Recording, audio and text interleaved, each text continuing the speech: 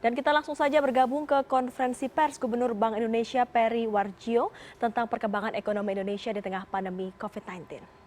Yang keperluan yang 150 triliun dalam defisit fiskal kemarin ya untuk program pemulihan ekonomi dikeluarkan dulu karena ini akan masih harus didetailkan program pemulihannya ekonomi apa ya. Jadi yang pertama tadi maksimalkan sumber yang ada, keluarkan yang 150 untuk program pemulihan ekonomi karena itu akan tergantung dari program pemulihan ekonomi dan kemudian tadi dikurangi dari yang tadi GWM yang penyangga likuiditas makro budidaya tadi itu setelah dikurang-kurangi tinggal itu yang kemudian berapa yang akan diterbitkan untuk global bond dan berapa yang diterbitkan untuk rupiah bond. Nah, setelah dihitung-hitung itu kami meyakini bahwa yang nanti akan diterbitkan di rupiah bond akan sebagian besar bisa dipenuhi dari lelang-lelang reguler.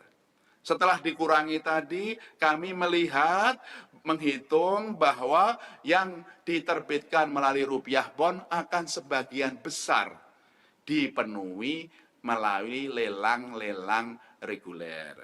Nah, dalam kesempatan ini makanya bagaimana kalau pasarnya nggak bisa? Ya, disinilah kemudian Bank Indonesia bisa menjadi istilahnya di lelang itu sebagai non-competitive bidder. Non-competitive bidder. Artinya kalau non-competitive bidder ya tidak diperhitungkan dalam perhitungan harga. Yang diperhitungkan dalam harga dalam lelang itu yang competitive bidder. Tapi Bank Indonesia akan menjadi non-competitive bidder dengan jumlah maksimum 25% dari target yang memang ingin dicapai oleh pemerintah ya. Itu dalam kemarin misalnya target maksimalnya adalah 30 triliun, di sini Bank Indonesia sebagai non-competitive bidder maksimum 25% yaitu 7,5 triliun. Dan karenanya sisanya kami meyakini ini bisa dipenuhi dari pasar. Itu seperti itu. Nah, itu yang setelah dihitung. Nah, kalau non competitive bidder masih yang dimaksimal dari pemerintah kurang, yaitu istilahnya bisa melalui yang disebut lelang tambahan hari berikutnya yang kita sebut green shoe. Seperti itu. Baru kemudian private placement. Mekanisme-mekanisme ini yang sudah kita diskusikan tentu saja akan kita perjelas nanti dari sisi teknis. Jadi sekarang ini memang kesempatannya itu sudah ya tahap final. Esensinya satu, pemerintah memaksimalkan ya sumber-sumbernya. Yang kemudian yang kedua, yang sisanya tadi insya Allah bisa dipenuhi dari pasar. BI sebagai last resort ya dengan dengan maksimum competitive bidder 25% dan seterusnya tadi, dan insya Allah ini yang kemudian dampaknya terhadap inflasi akan terukur. Itu yang konteksnya adalah seperti itu. Ya, itu yang sudah. Kapan mau dilaksanakan? Tentu saja ini kawan-kawan secara teknis, baik Kementerian Keuangan mau BI, di BI terus akan mempersiapkan secara teknis, secara baik. Kalau memang siap ya mulai lelang minggu depan, ya. Tapi at the latest tentu saja lelang minggu berikutnya. Jadi kalau ini siap minggu ini dan mungkin Senin ya akan mulai lelang Selasa.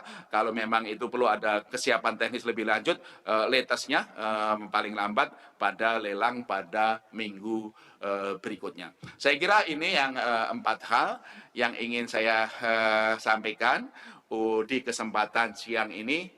Satu, bahwa Bank Indonesia meyakini nilai tukar rupiah yang sekarang under value itu akan bergerak stabil dan cenderung menguat ke arah 15.000 di akhir tahun.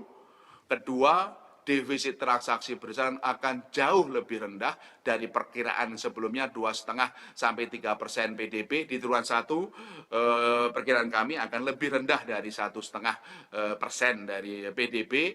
Yang ketiga, Bank Indonesia terus melakukan komitmen, melakukan kuantitatif easing dalam jumlah yang besar, dan ini nanti koordinasinya dengan fiskal, dengan stimulus fiskal, kuantitatif easing yang kami lakukan insya Allah akan mengalir ke sektorial dengan stimulus fiskal dan termasuk relaksasi dari pengaturan kredit dari OJK, itu seperti itu, dan itu akan mendorong ekonomi kita ke depan untuk bisa berangsur-angsur pulih dari COVID ini. Yang keempat, bahwa bagaimana tindak lanjut dari pembiayaan fiskal melalui pasar, termasuk keikutsertaan Bank Indonesia sebagai last resort dalam pembiayaan fiskal, itu insya Allah dalam waktu dekat itu akan bisa diimplementasikan. Itu beberapa 4 hal yang kami sampaikan. Terima kasih. Monggo kalau ada pendalaman-pendalaman dari kawan-kawan media, silahkan. Ini ada pertanyaan dari Tasya Bloomberg, ini yang berkaitan dengan dalam pandangan BI, ya, apa upside dan downward risk yang berkaitan dengan skenario proyeksi pertumbuhan 2,3% di 2020. Yang BI memproyeksikan pertumbuhan ekonomi akan lebih tinggi di 2021 versus 2020. Bagaimana current account defisitnya tahun depan dan policy stance-nya seperti apa. Nomor 3, kapan BI akan mulai membeli SBN dari pasar perdana. Kalau nomor 3 tadi sudah saya jawab. Saya akan jawab untuk pertanyaan 1 dan 2. Jadi kawan-kawan, bahwa ketidakpastian ini masih tinggi. Itu termasuk juga ketidakpastian mengenai risiko-risiko terkait dengan pertumbuhan ekonomi, baik dunia maupun Indonesia. Ya, Indonesia.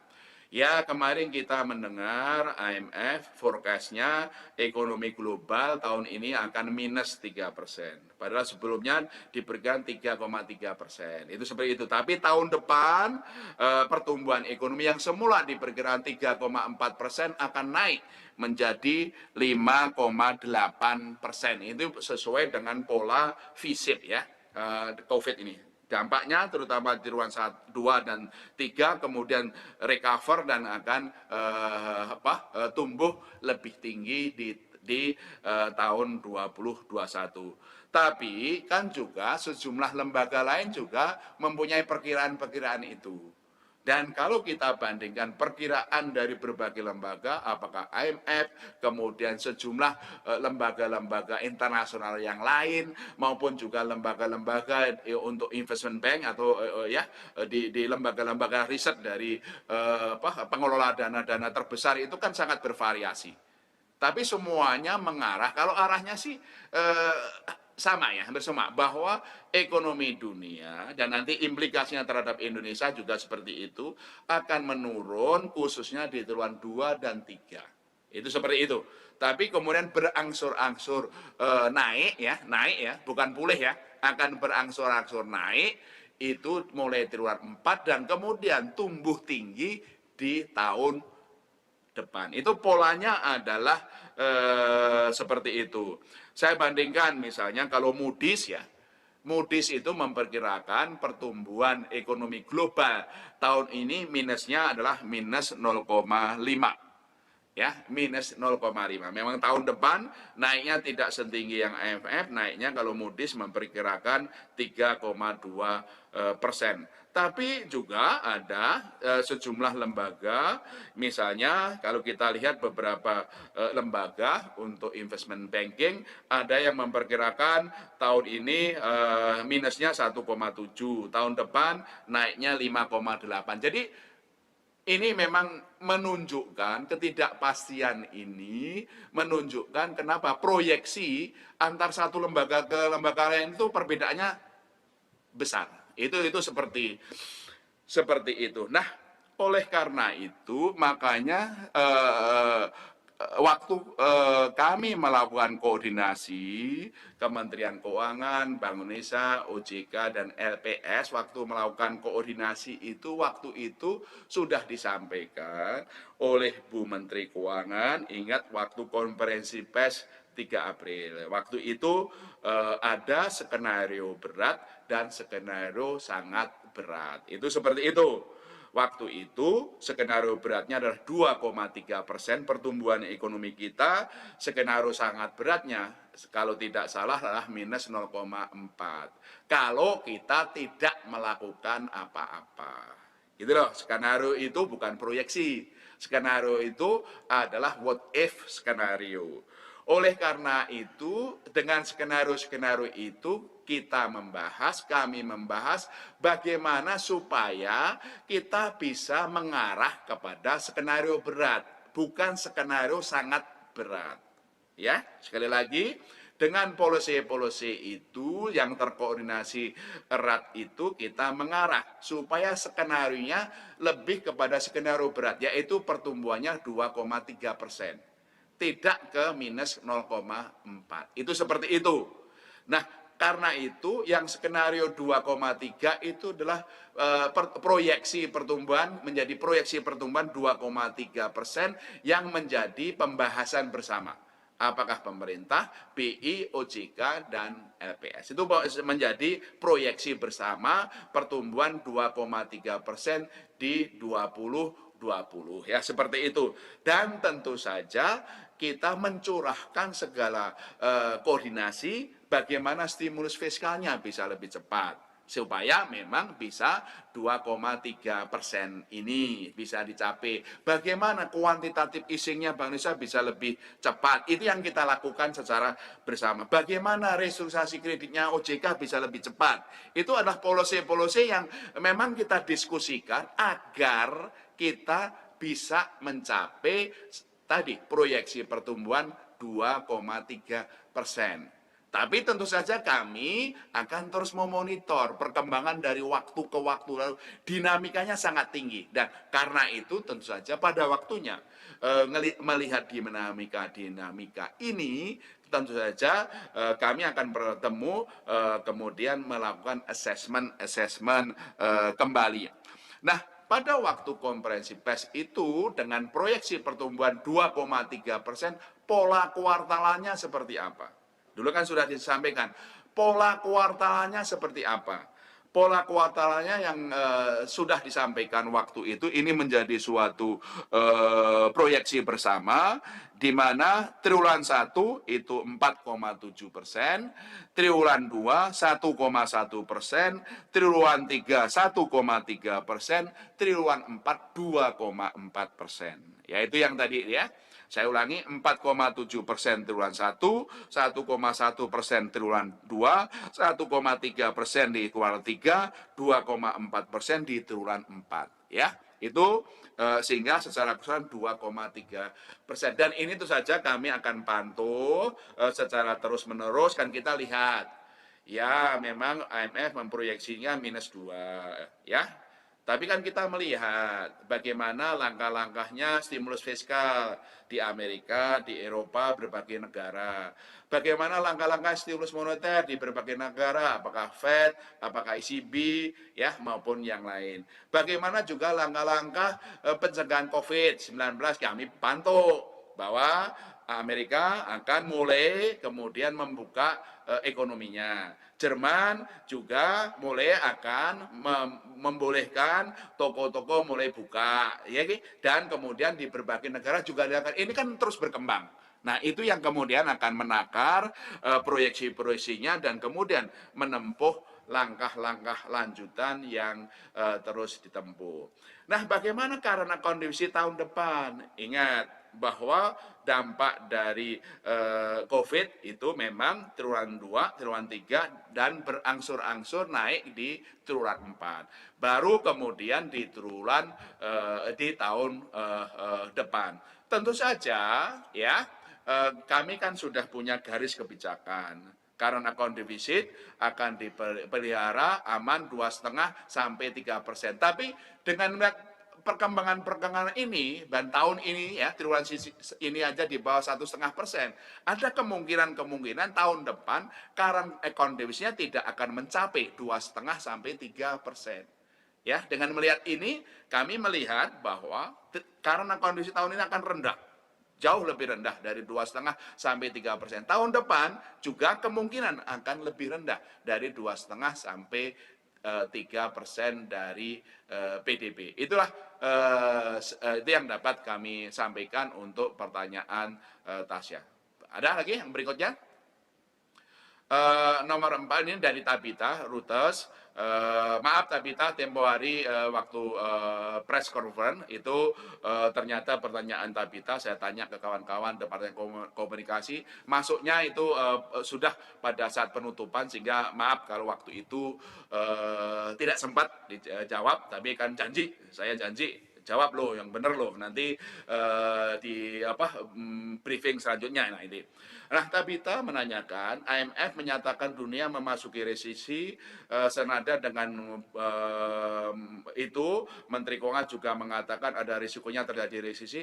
Menurut BI seberapa besar kemungkinan itu terjadi dan apa yang akan BI dan pemerintah lakukan untuk mencegahnya? Tadi sudah saya jawab. Ya, saya kira sudah jawab bagaimana ya sebelum IMF mengumumkan, waktu itu pun juga kami melihat ada tanda-tanda ke sana, dan itu yang kemudian kita menjadi bahasan bersama antara pemerintah, BI, OJK, LPS, dan itu yang tadi saya sampaikan, kita akan mengupayakan ekonomi kita ya tahun ini bisa mencapai 2,3% dengan berbagai langkah-langkah kebijakan. Itu ya saya kira moga-moga Tabita tadi sudah puas dengan jawaban-jawaban yang tadi saya sampaikan. Ojo mogok ya, ya nanti kalau tanya lagi nggak apa-apa lah gitu, seperti itu. Terus tanya terus. Nah, ini ada pertanyaan lain dari Tito Kogensis. GWM turun 200 basis point, tapi PLM naik 200 basis point. Apakah ini artinya BI melonggarkan likuiditas perbankan untuk memberikan ruang fiskal lebih untuk pemerintah? Tadi sudah saya jelaskan, ya. GWM turun 200 basis point, PLM naik 200 basis point. Ini memenuhi 3 tujuan sekaligus. Sekali lagi, kebijakan ini memenuhi 3 tujuan sekaligus. Tujuan yang pertama adalah kuantitatif easing-nya Bank Indonesia. Kuantitatif easing-nya Bank Indonesia, kami melonggarkan likuiditas ya dengan 200 basis point. Ini sekaligus menaikkan kuantitatif easing 102 triliun plus yang tadi 15,8 karena memang pengenaan kewajiban giro untuk rasio intermediasi makronya kita tidak terangkan. Itu ya. Ini memenuhi kebutuhan Bank Indonesia, keperluan Bank Indonesia sesuai stand kami yang longgar, kuantitatif easing kami tambah. Sehingga ya mencapai hampir 420 triliun. Pada saat yang sama memperkuat manajemen likuiditas perbankan dengan kenaikan PLM 200 basis point ini. Karena dengan kenaikan PLM 200 basis point, makanya SBN yang dimiliki oleh bank-bank akan naik sebesar 2% dari DPK-nya masing-masing. Sekali lagi, dengan PLM naik 200 basis point ini, SBN yang dimiliki oleh masing-masing bank akan naik sebesar 2% dari DPK-nya masing-masing. Dan itu SBN yang dimiliki itu baik yang dari PLM maupun SBN yang dimiliki selama ini udah, kalau mereka butuh likuiditas datang ke BI, menggunakan SBN-nya untuk merepo kepada kami, itu akan memperkuat manajemen likuiditas dari bank-bank. Sekaligus tidak hanya manajemen likuiditas, tentu saja bank-bank juga lebih baik dalam manajemen keuangannya. Tujuan yang ketiga, baru saja kita dengar konferensi pers dari Gubernur Bank Indonesia Peri Warjio, di mana ada beberapa poin yang disampaikan, antara lain adalah Bank Indonesia meyakini nilai tukar rupiah akan bergerak stabil dan menguat di akhir tahun. Kemudian Bank Indonesia akan melakukan quantitative easing. Peri Warjio juga menyampaikan Bank Indonesia memproyeksikan pertumbuhan ekonomi akan lebih tinggi di tahun 2021, sementara Moody's Investor Service memperkirakan ekonomi global tahun ini melemah 0,5%. Pemerintah akan fokus pada skenario berat dengan proyeksi pertumbuhan 2,3%. Selain itu, pemerintah akan memantau stimulus fiskal dan moneter di Indonesia dan yang terpenting yang ditunggu oleh rakyat adalah komitmen relaksasi pengaturan kredit oleh otoritas jasa keuangan.